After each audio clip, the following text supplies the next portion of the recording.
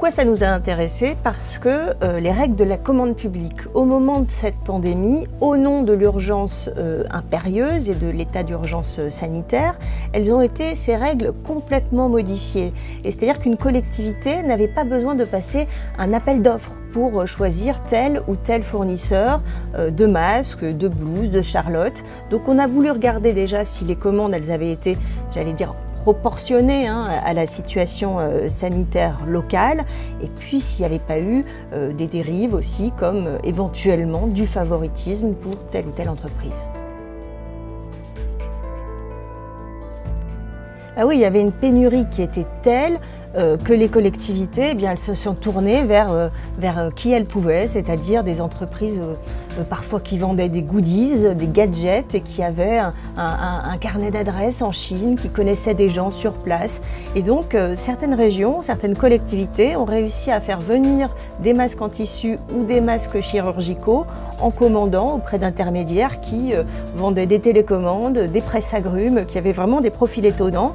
Certains ont même eu des contrats avec l'armée et de très grandes villes, alors que la veille, ils étaient dans le secteur du vin, voire sommeliers même, on a trouvé ça. On se demande aussi si les collectivités, elles ont vraiment eu le temps de regarder précisément à qui elles achetaient. Il y a des commandes qui nous ont paru assez étranges. On a vu par exemple que la région Occitanie, elle a décidé de commander des masques chirurgicaux à une société, à un intermédiaire qui n'était pas basé en France mais à Monaco.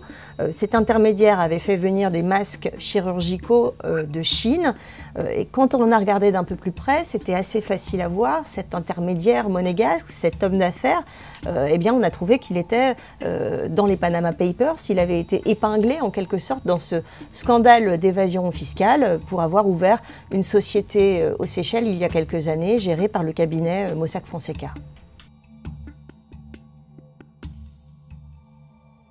C'est à Marseille qu'on a trouvé les marchés qu'on a jugés les plus suspects. D'abord, en ce qui concerne les prix.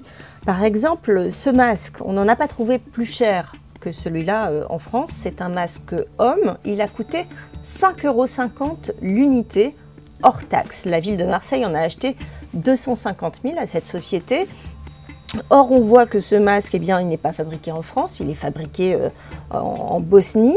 Il est lavable 10 fois, ça nous a paru extrêmement cher. À titre de comparaison, on a trouvé des masques vraiment haut de gamme qui sont fabriqués dans des ateliers de haute couture, qui sont les masques de la bonneterie de Chantecler.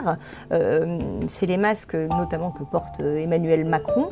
Et bien, ces masques-là, fabriqués en France, ils ont été vendus 5 € à la région Grand Est et pourtant dans des volumes beaucoup moins importants.